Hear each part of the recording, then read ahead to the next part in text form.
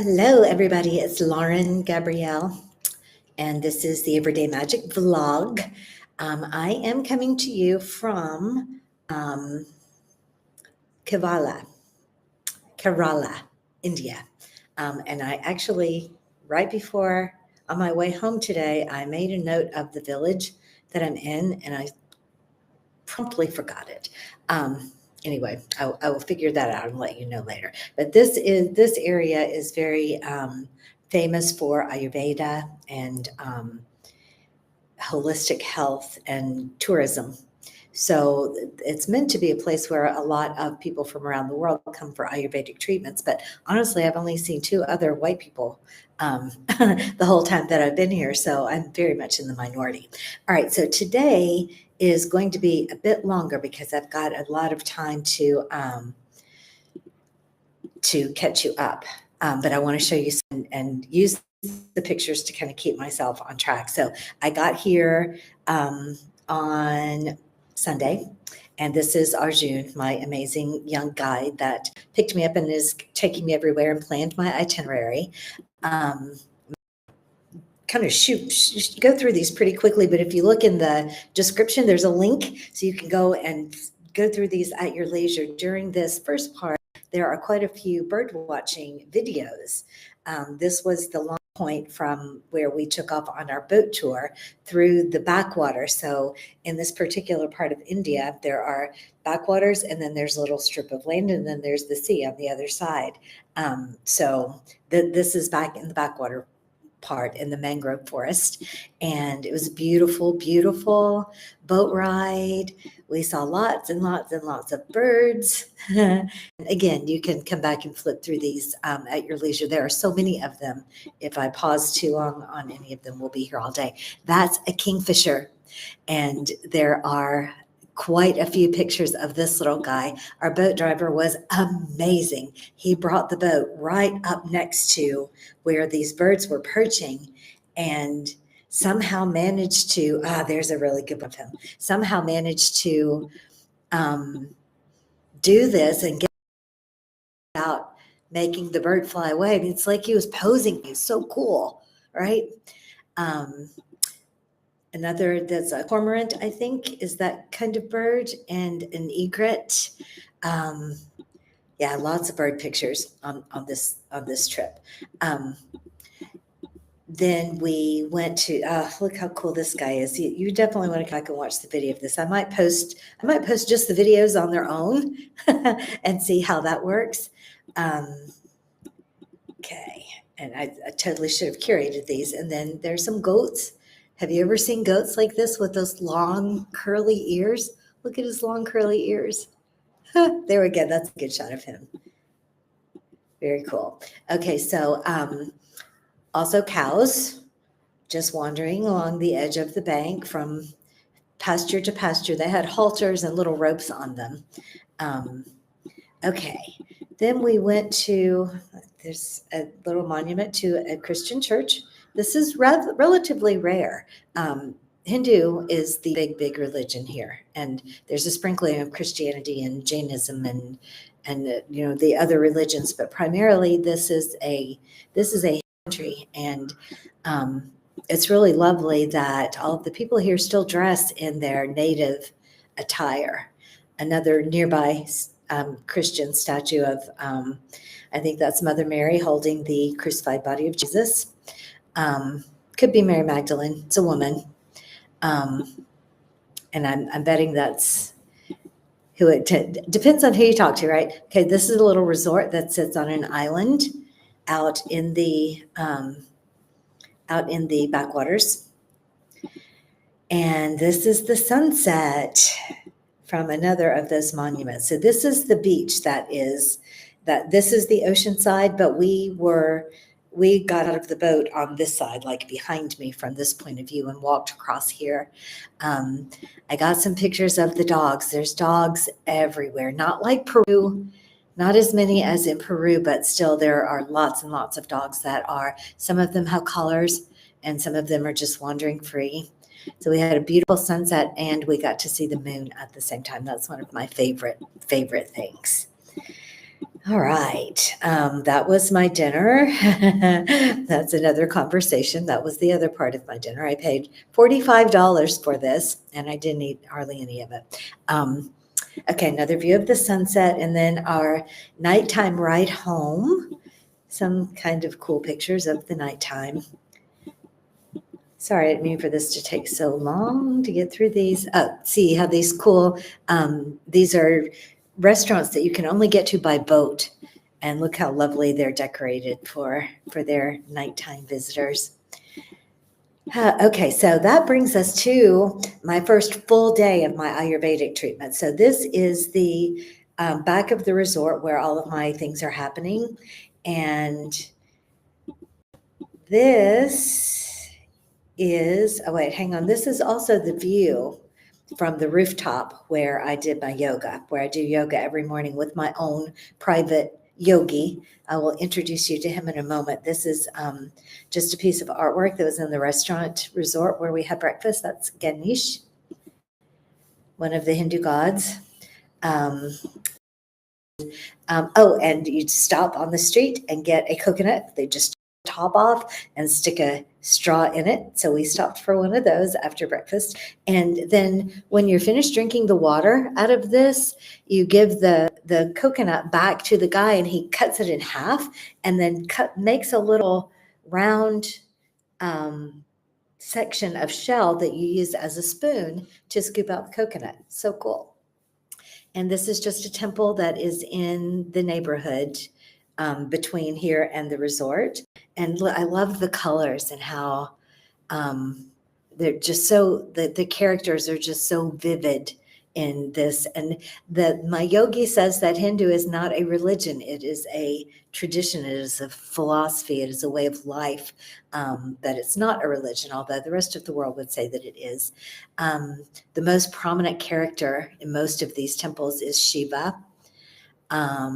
Is that Shiva? I think that is Shiva. I thought that there was one god that had multiple arms, but lots of gods and goddesses can be depicted with multiple arms. So that's not a clue. The clue that it's Shiva, and I can't tell in this photo, but there's a distinct mark on his forehead, and he always has a crescent moon. And there's usually a cobra. There's always a cobra nearby. So these are the bald guy is my yogi. His name is Jiju. And I'm going to, in a different area, provide links to get in touch with him. He does online courses. He does retreats in the Himalayas. He does amazing work all over the place. And he gets to be my private yogi. I'm so completely honored. And this is Shaji. He is my guide. He takes me to all of my meals, arranges all of my transportation, and just kind of looks after me. It's very, very cool. And this is Indu. She is Shanji's wife, and she is my therapist. She does all of my body treatments. And if you look at this poster in the background, that's one of the parts of the Ayurvedic body treatment, which is a full head to toe massage using specialized oils and herbs that are designed specifically for your body and the issues that you are working through, right? And these little pads that they're using are heated on like a little brazier thing. And that comes towards the end of the treatment. And oh, it feels so good. It's like beautiful little hot pads getting pounded all over your body. It's fabulous. So yeah, that's my beautiful Indu. We are good friends. And then last night, Arjun and I went to the cave temple and to another temple that is unpronounceable. I will find the name for you. But this is some of the artwork that's on the outside of the temple. I probably shouldn't call it artwork. This is some of the iconic imagery associated with this faith path that is on the outside of the temple. And, I guess you can draw the meanings that you draw from these. I personally find it interesting that within the cave temple where I wasn't able to take pictures, it's very, very graphic and sexual and nude women and nude men everywhere. And, all of these goddesses portrayed with their breasts proudly showing. And yet the Hindu women dress very modestly. So that's something for me to study and explore and be interested in and fascinated by on this amazing journey. Another of Ganesh. And again, these are all outside the temple. And this most definitely is Shiva. And he has his head turned away, but there's a better view of this. But there's the crescent there towards the top. And yeah, this picture is just too dark. I can't see where the snake is. Yeah, but it's giant. You can see how huge he is in comparison to the people. And Shiva is the destroyer, but he is also the inventor of dance, and he is depicted a lot of times in a yoga pose. He is said to be the creator of yoga. And another sunset, and the moon will be full tomorrow. So this is an almost full moon. Here's another angle of that same statue. All right. Oh, here we go, the landscape view with the sunset. It's just really, really incredible. And I think that is the last picture that I took for the night. So today I repeated everything from the morning, my morning yoga session at 6:30 on the rooftop, just as the sun is coming up. And today I got to walk there through the village. Now that I know where it is, I convinced them that I didn't need to be driven the 11-minute walk downhill to the Ayurveda spa and resort. So I went for my yoga. I met with the doctor again to check in with how things are going. And then I had another yoga treatment that today included some sort of nasal treatment where they put little drops in your nose and you like snort those into your head, and it's very burny and very bitter, and you kind of got to live with that for 5 minutes or so before you can go and swish out your mouth and blow your nose and all that stuff. So really interesting, and I'm not sure exactly what it's supposed to do, but they said that it would help with my shoulders. Go figure, right? One of the things that I learned a little bit about in my yoga session this morning is, and again, forgive me for hopping around, but this is my diary, so that's what we're here for.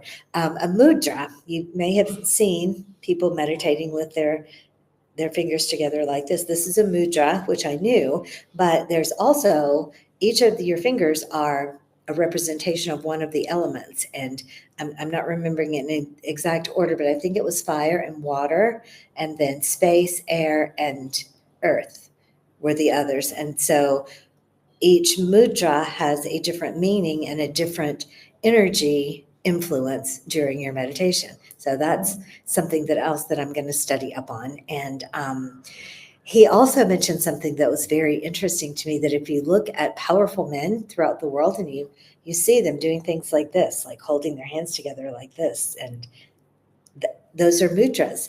And he said that they're secretly going to the Himalayas and learning from these magic men who don't care about their money, don't care about anything, because they can manifest anything that they want. That these men are going and getting this advice from them, which I think that's pretty interesting. Whether, and again, this falls under the category of let everything be possible and don't insist on anything being the truth or the facts of the matter, right? So, okay, so I am back early today. It's only about noon, and sadly, most of the world is asleep. My New Zealand and Australian friends might be awake, but most of my peeps in London and Ireland and the United States are sound asleep at this time. So this will be something that you'll wake up and catch up on. And again, these are meant to be only 5 minutes, but I had to pack about 3 days into this vlog. And I have probably forgotten something. The Women Lighting the Way Summit is coming up in December. If you look in the description, there's a link to find out all about that. Please join me. I am one of the speakers. I recorded that story this morning. And honestly, I don't think I did a great job, but hopefully it will be an okay job and will be inspiring and uplifting for someone. One of the things I discovered or figured out as I was planning it is that I've only been on this transformation journey for about 14 years. I was 46 when I hit my last rock bottom and started trying to figure out how to claw my way back to a well-loved life, right? So it hasn't been that long since I was, drunk and bankrupt on my sister's couch, and to now when I am fearlessly, boldly, and courageously exploring the world under my own steam, happy and free and not seeking and not running away. So that's kind of the story that I talked about on the summit, but that's also the story that I tell all the time and the story that I teach. So, if you want to shed the chains that society and religion and our culture put on us and figure out who you are, remember who you are, and begin to live your life from this powerful, purposeful, calm, confident, courageous place, I can give you some tools to help you figure that out. So hang out with me. And one of the great places to hang out with me is in Magic Makers. Magic Makers is the inner circle of my everyday magic environment on Substack. It sounds more complicated than it is. There's a link there that you can click on, and you get all kinds of amazing things as part of this closer group. I talk about things there that I don't talk about out in the world because they're too personal, they're too risky. For a myriad of reasons, that's a place that we get to have conversations that aren't appropriate for the public, but they are appropriate for our inner circle. And we also have almost daily body magic. Again, I've had to adjust my schedule this week because the yogi and the doctor and the treatment people have kept so much of my schedule occupied. But usually, no matter where you are in the world, you can find one time a day that you can join to do this magical body work that we do. And I'm going to come back and talk with Candace, who helped me create this, later this week, maybe next week, and share more about that. But in the meantime, just click on that button and you'll find a link to Daily Body Magic. You can learn more about that there. And this is the way for $11 a month that you can be in my inner circle and be privy to all the goings on behind the scenes in everyday magic, the sacred ordinary. That's what we're creating, and I hope that it is what you will create for yourself too. And I will see you hopefully in 24 hours or so for another Everyday Magic vlog. See you soon.